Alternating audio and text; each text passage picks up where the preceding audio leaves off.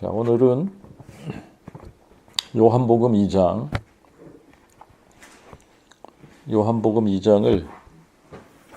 통째로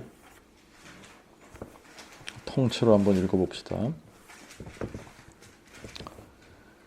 사흘째 되던 날에 갈릴리 가나에 혼인이 있어 예수의 어머니도 거기 계시고 또 예수와 그의 제자들도 혼인의 청함을 받았더니 포도주가 모자란지라 예수의 어머니가 예수께 말하되 저에게 포도주가 없다 하니 예수께서 저에게 이르시되 여자여 그것이 나와 당신에게 무엇이니까 내 때가 아직 이르지 아니하였나이다 하시나 그의 어머니는 하인들에게 말하되 너희에게 무슨 말씀을 하시든지 그대로 하라 하니라.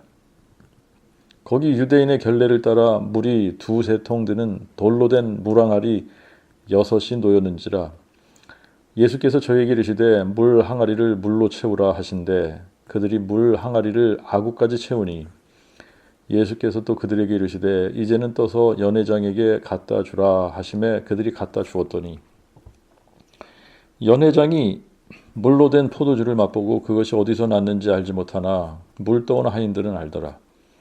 연회장이 신랑을 불러 말하되 사람마다 먼저 좋은 포도주를 내놓고 취한 후에야 비로소 낮은 것을 내놓거늘 그대는 지금까지 좋은 포도주를 두었다 하니라. 예수께서 이 처음 표적을 갈릴리 가나에서 행하여 그의 영광을 나타내심에 제자들이 그를 믿으니라. 그 후에 예수께서 그의 어머니 그의 형제들 그리고 그의 제자들과 함께 가버나움으로 내려가 거기 여러 날 계시지 아니하여 유대인의 유월절이 가까워오니 예수께서 예루살렘으로 올라가셨더니 성전 안에서 소와 양과 비둘기 파는 사람들과 돈 바꾸는 사람들의 앉은 것을 보시고 노끈으로 채찍을 만드사 그들 모두를 양과 소와 함께 성전에서 내어 쫓으시니 돈 바꾸는 사람들의 돈을 쏟으시고 상을 엎으시고 비둘기 파는 사람들에게 이르시되 이것들을 여기서 가져가라 내 아버지의 집을 장사하는 집으로 만들지 말라 하시니 그때에 그의 제자들이 주의 전을 위하는 열심히 나를 삼키도다 기록된 것을 기억하더라. 이에 유대인들이 예수께 묻기를 내가 이런 일을 행하니 무슨 표적을 우리에게 보이겠느냐 하니 예수께서 대답하시되 이 성전을 헐라 내가 사흘 만에 그것을 일으키리라 하시매 이에 유대인들이 말하되 이 성전을 짓는데 46년이나 걸렸거늘 내가 3일 만에 일으키겠느냐 하니라. 그러나 예수는 성전된 자기 몸을 가리켜 말씀하신 것이니 이는 그가 죽은 자 가운데서 살아나신 후에야 제자들이 비로소 그들에게 하신 이 말씀을 기억하고 성경과 및 예수의 하신 말씀을 믿었더라. 6월절 명절에 예수께서 예루살렘에 계시더니 많은 사람이 그의 행하시는 표적을 보고 그의 이름을 믿었으나 예수는 자신을 그들에게 맡기지 아니하였으며 이는 친히 모든 사람을 아시며 또 친히 사람 속에 있는 것을 아심으로 사람에 대하여 누구의 증거도 받으실 필요가 없음이더라. 자, 우리가 오늘 2장 전체를 읽었습니다. 2장 전체를 읽었는데 요한복음 2장에는 2가지 사건을 기록을 하고 있습니다. 2가지 사건을 기록을 하고 있는데 하나는 갈릴리 가나의 혼인잔치에서 물을 포도주로 만드시는 그런 그 사건을 기록을 했고 그 다음에 또 하나는 이제 공생애를 시작하신 후에 처음 맞는 유월절이죠. 예루살렘 성전에서 있었던 일을 기록을 하고 있는데 여기서 보면은 11절에 요한이 어떤 표현을 썼느냐면 예수께서 이 처음 표적을 갈릴리 가나에서 행하여 그의 영광을 나타내심에 이런 표현을 썼습니다. 이 처음 표적을 갈릴리 가나에서 행하였다. 그리고 이제 여기서 표적이라고 사용된 단어가 세메ion이라는 단어인데 그게 이제 어떤 사인 혹은 마크 이런 의미가 있습니다. 그러니까 이 처음 표적 이게 이제 예수께서 누구냐라고 하는 사인을 보여주셨다라고 하는 거죠. 그리고 이제 18절에 보면 유대인들이 예수께 묻기를 네가 이런 일을 행하니 무슨 표적을 우리에게 보이겠느냐. 똑같은 세메ion이라는 단어가 쓰여졌어요. 그래서 오늘은 이제 두 가지 표적이라는 제목으로 한번 이 부분을 같이 좀 생각을 해보겠습니다. 먼저 이제 가나 혼인 잔치에서 물이 포도주가 되게 하는 이런 기적. 많은 사람들이 이 본문을 가지고 설교를 할 때 이거를 알레고리컬하게 설교를 하려고 하는 사람들이 많이 있어요.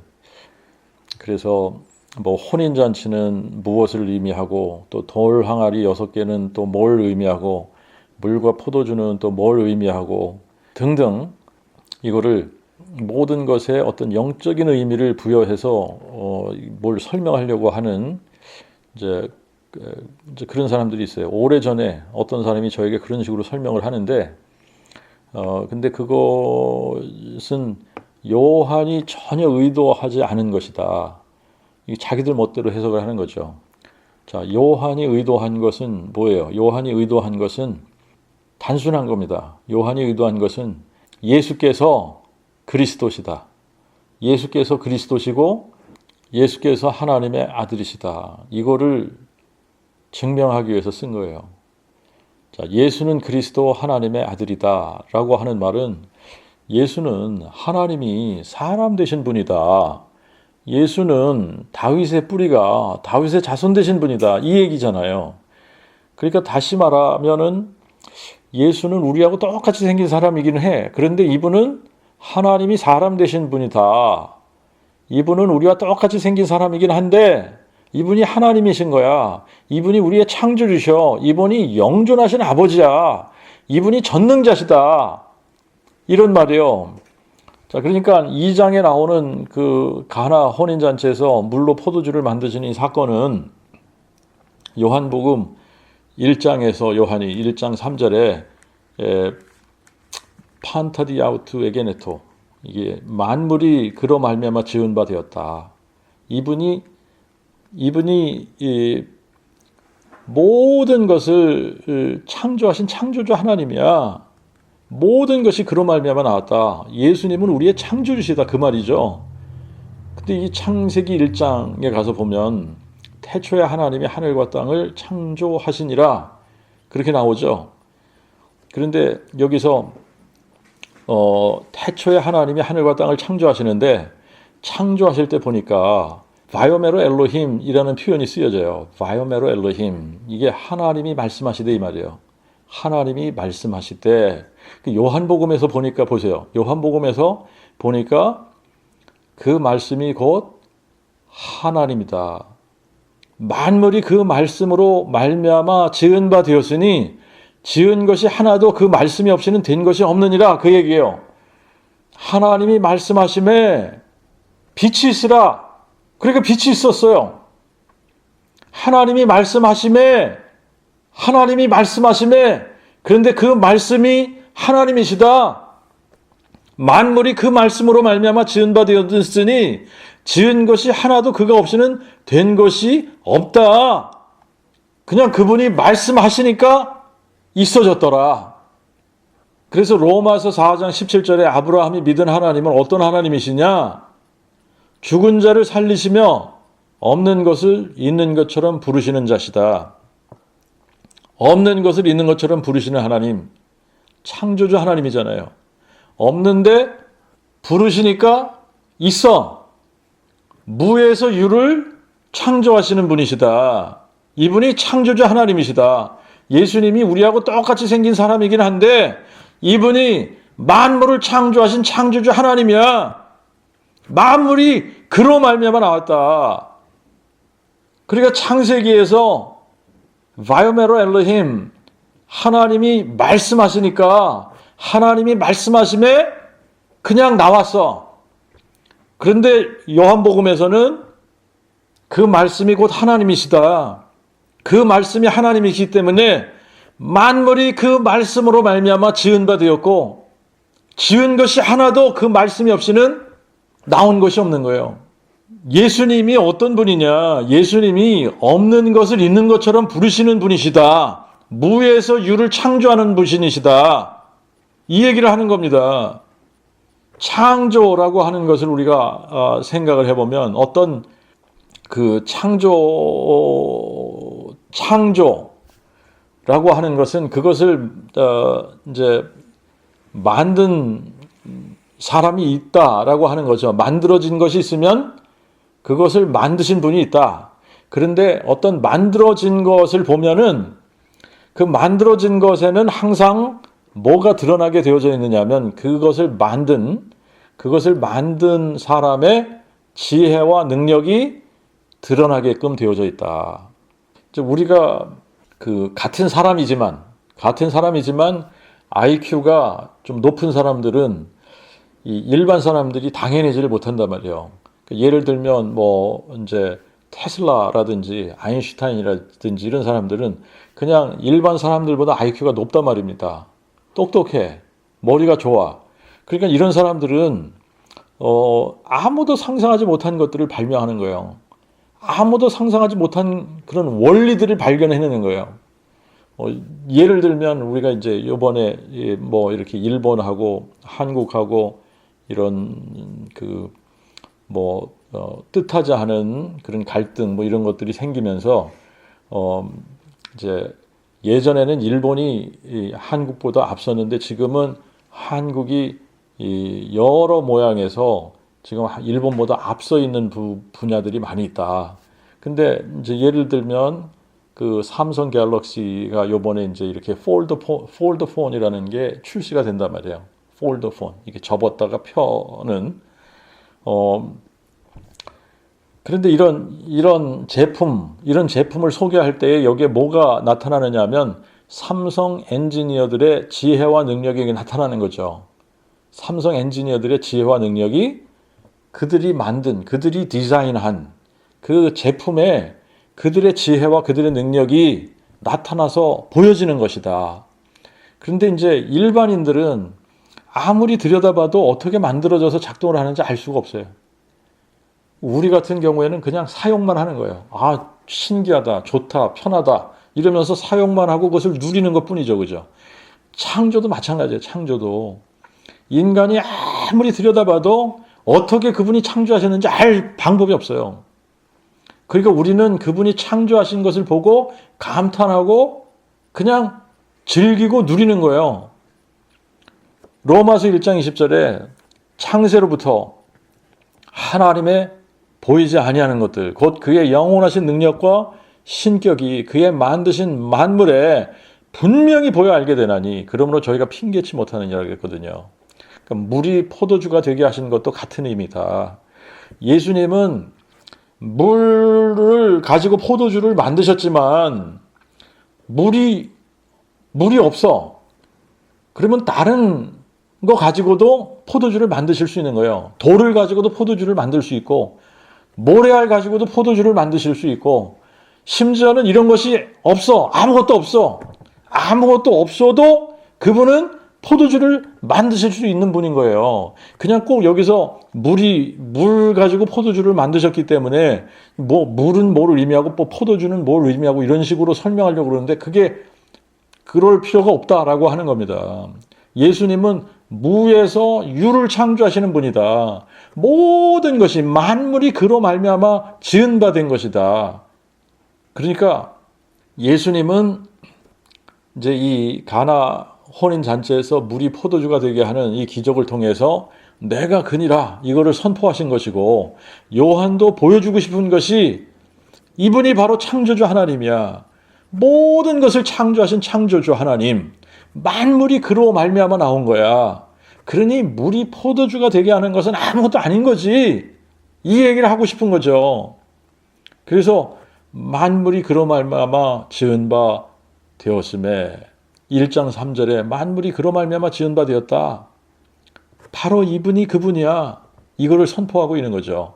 그리고 우리하고 똑같이 생긴 이유는 이분이 전능자 하나님이신데 창조주 하나님이신데 말씀이 육신이 되신 분, 말씀으로 모든 것을 창조하신 이분이 우리와 똑같은 사람이 되신 거야. 우리에게 나타나 보이시기 위해 우리와 함께 거하기 위해 사람이 되신 분 바로 이분이야. 그러니까 포도주가 모자라는 상황, 포도주가 모자라는 이런 상황도 어떤 면에서는 이제 예수님의 창조주 되심을 드러내기 위해서 그분이 허락해서 이런 일이 이제 생겨진 거죠. 그리고 그날 거기에 그 가나 혼인잔치에 있었던 사람들은 이 세상에서 최고의 포도주를 맛본 사람들이 된 겁니다.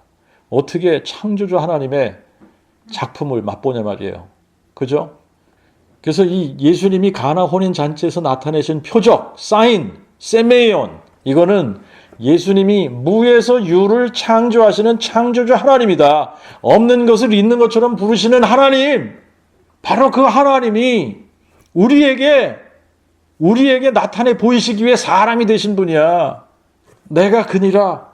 이것의 사인인 거예요. 그래서 예수님의 창조주 되심을 선포한 것이다.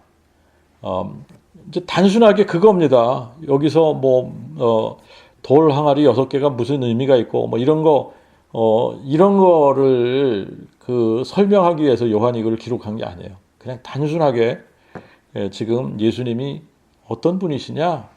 1장 3절에 만물이 그로 말미암아 지은 바 되었다. 지은 것이 하나도 그가 없이는 된 것이 없느니라. 그랬는데 바로 이분이야. 이분이 만물을 나오게 하신 분이야. 자, 이거를 보여주기 위해서 그 사인으로 물이 포도주가 되는 기적을 베푸셨다. 자, 그리고 이제 두 번째 표적입니다. 두 번째 요한이 기록한 것은 예수님이 공생애를 시작을 하시면서 맞으신 첫 번째 유월절, 예루살렘 성전에서 있었던 일을 기록을 하는 겁니다. 유대인의 유월절이 가까우니 예수께서 예루살렘으로 올라가셨더니 성전 안에서 소와 양과 비둘기 파는 사람들과 돈 바꾸는 사람들이 앉은 것을 보시고, 근데 여기 성전 안에서 이렇게 표현을 했는데 사실 이 표현이 우리가 이제 이 성전에 대한 이제 성전이 어떤 식으로 생겨졌나를 알면은 사실 이 성전 안이라기 하기보다는 이제 성전 뜰을 얘기하는 겁니다. 성전 뜰, 이방인의 뜰을 얘기하는 거예요.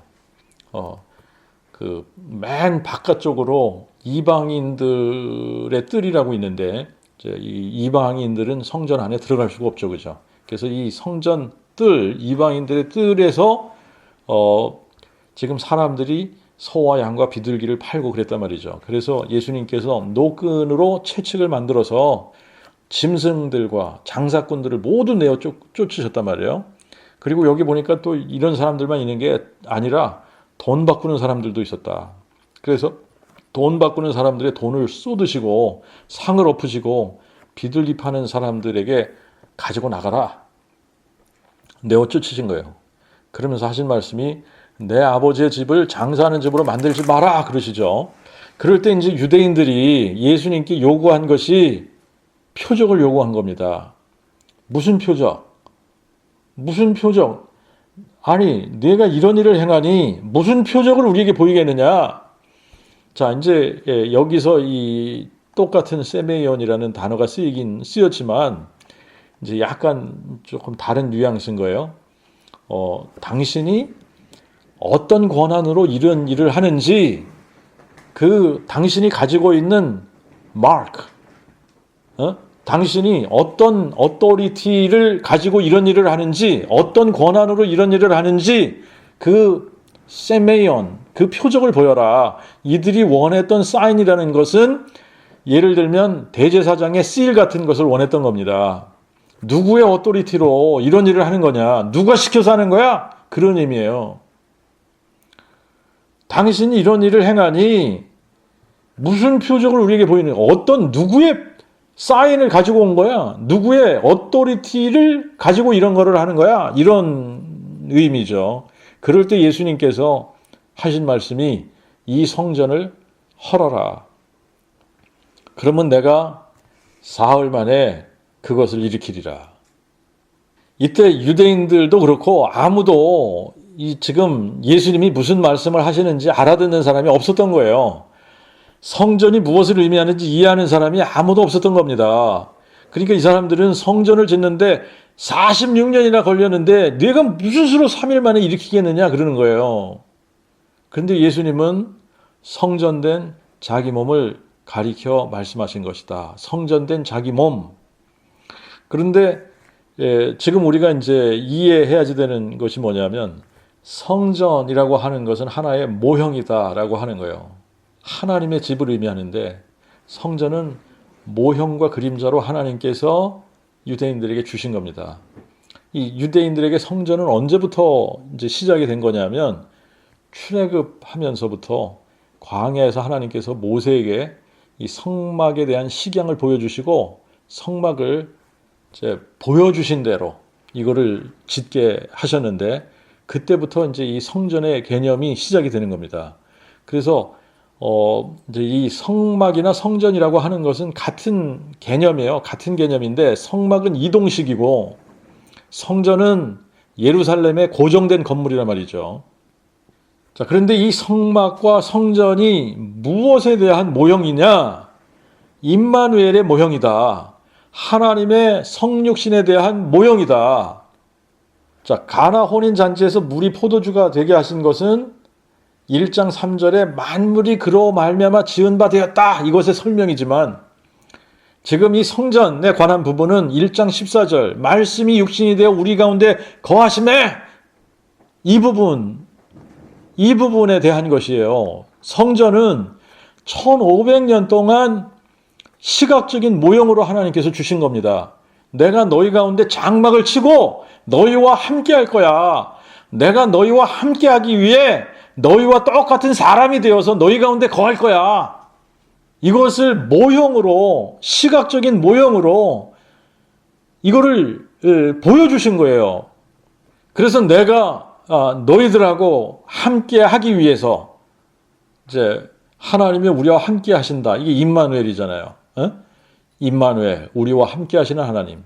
그러니까 하나님은 우리하고 그 동떨어져 있는 하나님이 절대 아니다. 하나님은 우리와 함께 하시는 하나님이다. 우리하고 함께 하시길 원하시는 하나님이죠. 그죠?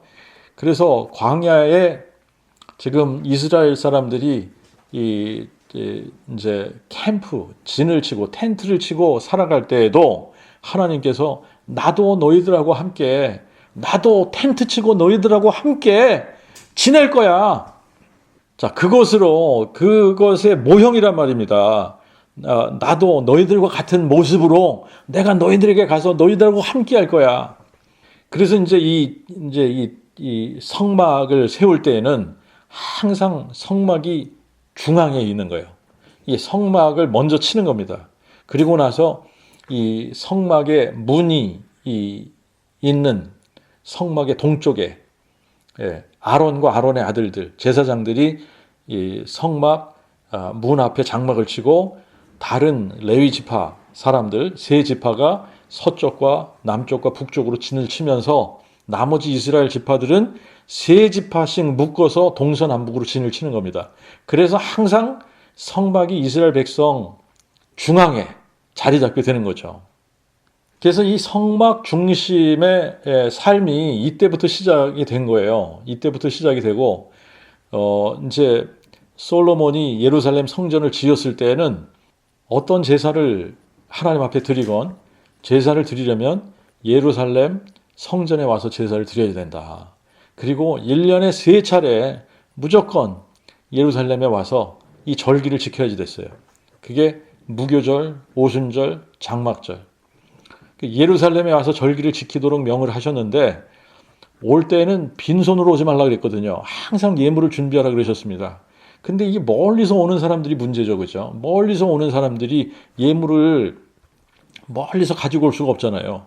그러니까 그런 사람들에게는 돈으로 가지고 와서 예루살렘 근처에서 양이면 양이든지 염소든지 제물로 그것을 바꾸라는 거죠. 사서 그래서 제물을 드리라고 그렇게 이제 말씀을 하셨는데 이제 이 요세푸스의 기록을 보면은 예수님 당시에 지금 이 6월절 같은 명절이 되면 각 지방에 그리고 또 그 다른 나라에 흩어져서 살던 유대인들이 6월절을 지키기 위해서 예루살렘으로 모이는데 인파가 100만 명이 넘는 거예요. 자, 그러면 여러분 보세요. 이 많은 사람들이 성전에서 이제 이 절기를 지킬 때에 6월절 같은 경우는 6월절 양을 잡는단 말입니다. 그럼 이 사람들이 와서 멀리서부터 자기네들이 재물을 가지고 올 수 없으니까 어떻게 해요? 돈을 가지고 와서 환전을 해지대. 그래서 여기서 환전하는 사람들이 있는 거예요. 성소에서 사용하는 성소의 세겔이나 이 성소에서 사용하는 그런 어떤 돈으로 이걸 바꿔야 되는 거예요. 다. 그러니까 지금 이 엄청난 이권이 여기에 연결이 되어 있는 겁니다. 100만 명이 넘는 사람들이 와서 양을 사야지 된다. 어마어마한 거 아니에요? 어마어마한 거예요. 그러니까 지금 이제 오늘 본문에서 보듯이 성전 안에 재물 파는 사람들이 있단 말이에요. 양과 염소와 비둘기 파는 사람들, 이런 사람들이 있단 말이죠. 이 장사를 하는 사람들이 성전 맡은 자들에게 자리세를 주고 장사를 하거나 대부분의 짐승들은 자기네들이 양을 이렇게 길러서 팔기보다는 대부분은 제사장들의 양과 염소를 키워서 파는 사람들이란 말이에요. 그렇기 때문에 누구의 권한을 가지고 여기 와서 장사를 하냐? 제사장들의 권한을 가지고 여기서 장사를 하는 겁니다. 그런데 예수님께서 이 사람들을 다 내쫓아 버리시잖아요. 그러니까 그들이 묻는 이 물음이 뭐냐면 도대체 당신이 이런 일을 하니까 무슨 누구의 권한으로 이렇게 하는 거냐? 당신이 가지고 있는 사인, 당신이 가지고 있는 그 표적이 뭐냐? 이거예요. 이걸 물은 겁니다. 자, 이 사람들은 고작 해봐야 뭐 제사장들의 권한이란 말이죠. 근데 예수님께서 여기에 대해서 뭐라고 말씀을 하신 거냐면 이 성전을 헐어. 그러면 내가 사흘 만에 일으킬게. 내가 누군지 아냐? 이거죠. 당연히 유대인들은 무슨 말인지 알아듣지 못하죠. 성전이 임마누엘의 모형이라는 것도 몰랐던 거죠. 하나님이 사람 되셔서 우리 가운데 거하신다는 약속의 모형인데, 그리고 왜 성전이 있는지 자체도 사실은 모르고 있었던 거예요.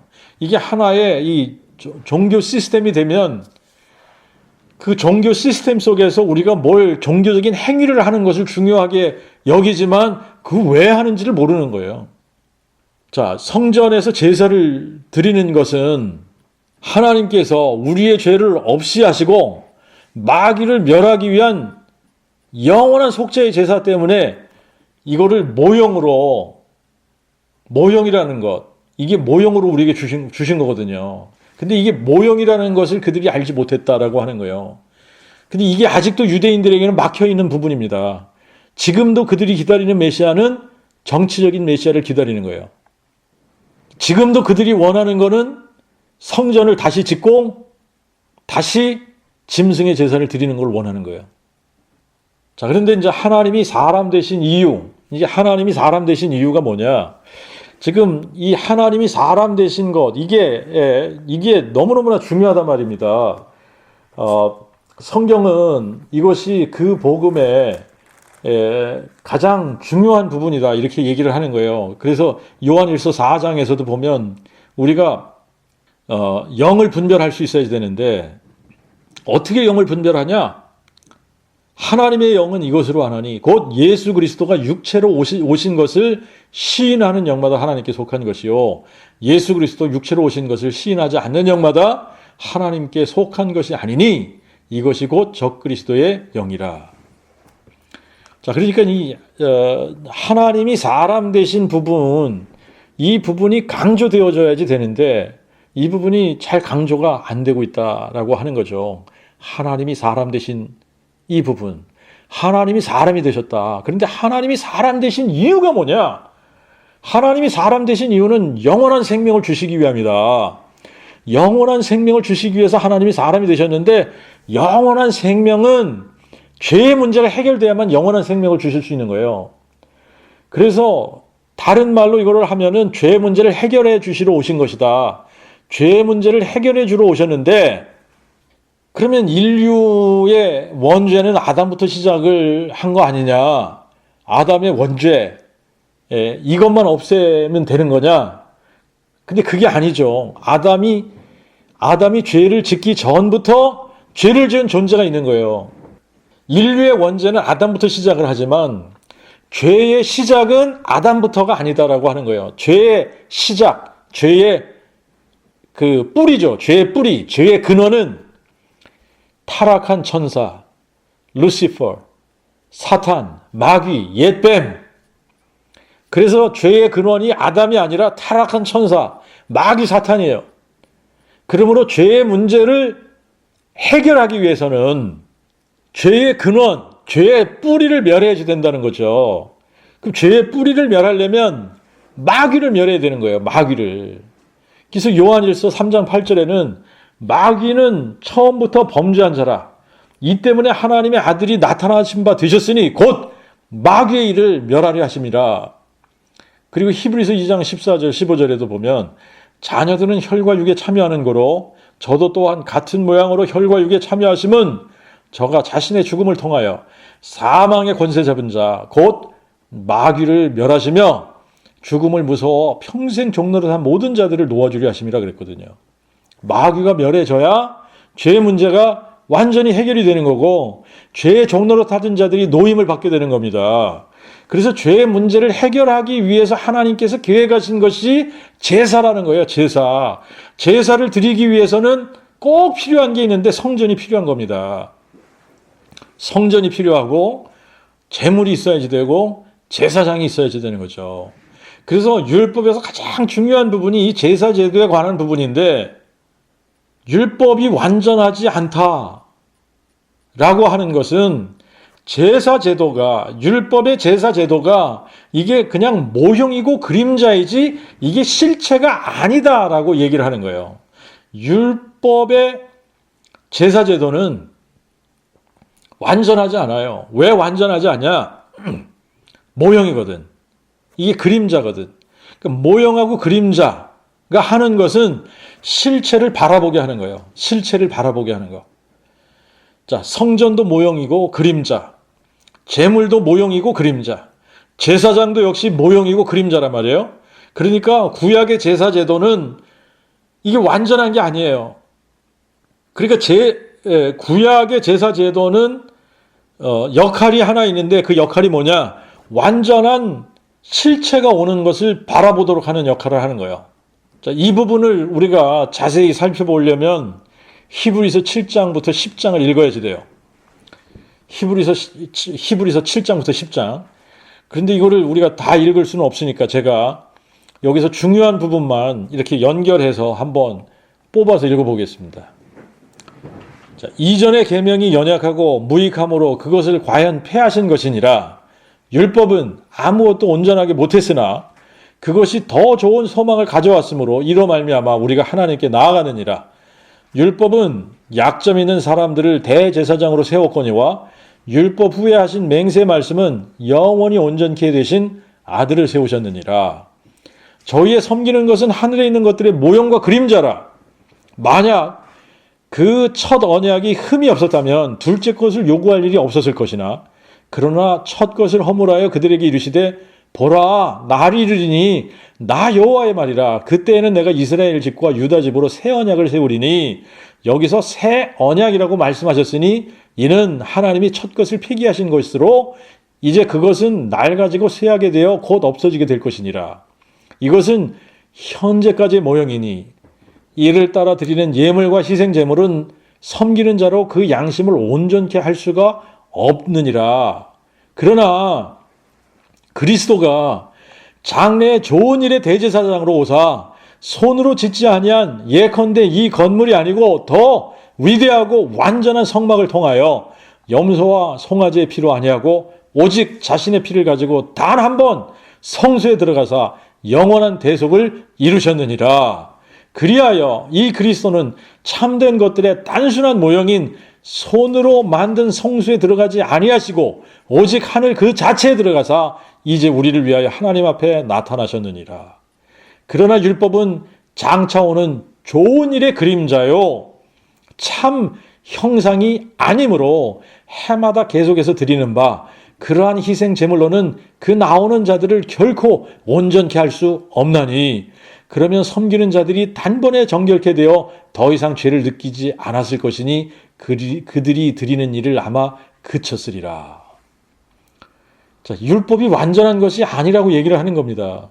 제사장도 완전하지 않은 거예요. 제물도 완전하지 않은 거예요. 성전도 완전하지 않아. 왜 그러냐면 이것이 모형이고 그림자이기 때문에 그렇다는 거예요. 율법은 장차 오는 것이 그림자요. 모형에 불과하기 때문에 참 형상, 이게 참 형상이 아니라는 거죠. 실체가 아니라는 거예요. 그래서 실체가 오실 때까지 무슨 역할을 하는 거냐? 그림자 역할을 하는 거다. 실체가 오실 때까지만 모형의 역할을 하다가 실체가 오면 없어지는 거다. 근데 언제 실체가 오셨냐? 2000년 전에 실체가 오셨어요. 그래서 율법의 그 제사 제도가 실체가 오시고 나니까 참 형상이 오셨으니까 이제 그림자는 소용이 없잖아요. 그러니까 폐지가 된 겁니다. 폐지가 됐어요. 성전은 파괴돼서 돌 위에 돌 하나 남지 않고 없어지고 성전이 없어지니까 어떻게 해? 제사를 드릴 수가 없잖아요. 제사장들도 필요하지 않은 거예요. 제물도 필요하지 않은 거야. 그러니까 이 제사 제도가 완전히 없어진 겁니다. 거기다가 하나님께서 이스라엘 민족을 뿔뿔이 흩으셨어요. 제사 제도가 완전히 없어지게 하신 거죠. 그래서 지금 예루살렘 성전은 없잖아요. 예루살렘 성전이 없습니다. 성전이라고 말할 수 있는 건물이 없어진 거예요. 그러니까 지금 예배당 건물을 가지고 성전이라고 얘기하는 사람들은 이거는 아주 무식한 얘기를 하고 있는 겁니다. 지금 어떤 건물을 가지고 성전이라고 할 수 있는 것은 하나도 없어요. 짐승을 잡아서 제사를 드리는 제사제도 이건 없어진 겁니다. 이것은 폐지된 거예요. 유대인들이 이해하지 못하는 게 이거예요. 지금도 그 사람들은 이게 이해가 안 되니까 계속 하려고 하는 게 뭐냐? 성전을 재건하려고 하는 겁니다. 레위기 제사를 다시 시작하려고 하는 거예요. 근데 이것을 이 사람들은 마지막 때가 되면 이걸 하게 됩니다. 이게 마지막 때의 사인 중에 하나로 주신 거예요. 그래서 주님의 재림 직전에 불가능한 것처럼 보여지는 일이 이루어지는데 그게 이제 뭐냐면 성전이 세워지고 제사장들이 모여지고 레위기의 제사 제도가 다시 시작이 되는 겁니다. 자, 이런 일이 일어나는 것을 보면 이제 주님의 재림이 임박했다. 이런 거를 알 수 있도록 말세의 징조로 하나님께서 이것을 우리에게 주신 것이다. 자, 우리가 이제 하나님의 어린 양에 대해서는 이미 다뤘죠. 그죠? 하나님이 사람 되신 것은 하나님 자신이 사람 되신 그 몸으로 인류의 속죄의 제사를 위한 속죄 제물로 하나님의 어린 양이 되신 것이다. 하나님의 어린 양. 근데 그것뿐만이 아니에요. 그것뿐만이 아니라 그분은 사람이 되시면서 멜기세덱의 서열을 따라 하나님의 영원하신 대제사장이 되셨다. 그뿐만 아니라 그분의 육체는 하나님의 영이 거하시는 몸으로서 성전이 되신 거예요. 성전. 그래서 자신의 몸이 성전 되시고 자신의 육체가 하나님의 어린 양으로 참 제물이 되시고 또 자신이 사람이 되심으로 하나님과 사람 사이에 영원한 대제사장이 되셔서 완전한 제사를 단번에 드리셨는데 그 완전한 제사를 어디서 드리셨냐? 아브라함을 통해서 약속하신 산, 모리아산에서 우리에게 보이시는 것이다. 이 성전을 헐라. 그러면 내가 사흘 만에 일으키리라. 너희가 나를 죽여라. 그러면 내가 3일 만에 살아나리라. 예수님이 어디서 이 일을 이루시느냐? 아브라함에게 여호와 이래 여호와께서 친히 보이시리라. 이 산에서 여호와께서 친히 보이시리라 한 그 산에서 친히 보여주신 것이다. 예수님이 만약에 하나님이 사람 되신 분이 아니라면 뭐가 안 돼야지 되냐? 부활이 안 되는 거예요. 부활이 안 되면 뭐가 문제냐? 마귀가 멸해지지 않는 겁니다. 마귀가 멸해지지 않으면 뭐가 문제냐? 죄의 문제가 해결이 안 되는 거예요. 그러면 인류는 다 망하는 겁니다. 예수님이 정말 하나님이 성육신하신 전능하신 하나님, 영존하신 아버지, 다윗의 뿌리가 다윗의 자손 되신 분이라는 것이 이게 증명이 되려면 뭐가 되어야지 되냐? 부활이 되어야지 되는 거예요. 부활이 되어야지 되는 거야. 그러니까 예수님께서 이 성전을 헐어라. 내가 사흘 만에 일으킬게. 부활하셔야만 되는 거예요. 내가 부활로 증명해 줄게. 이 얘기를 하시는 겁니다. 내가 부활로 내가 누군지를 증명해 줄게.